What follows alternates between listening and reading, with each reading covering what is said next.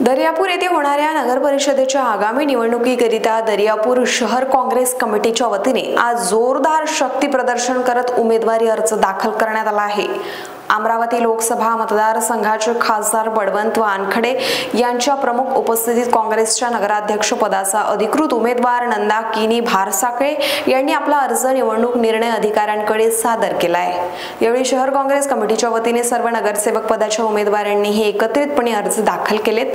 खासदार वानखडे यांनी उमेदवारांना शुभेच्छा देत काँग्रेस पक्ष दर्यापूर शहराच्या सर्वांगीण विकासासाठी कटिबद्ध असून नागरिकांनी काँग्रेसच्या उमेदवारांना भरभरून पाठिंबा द्यावा असे आवाहनही केले आहे।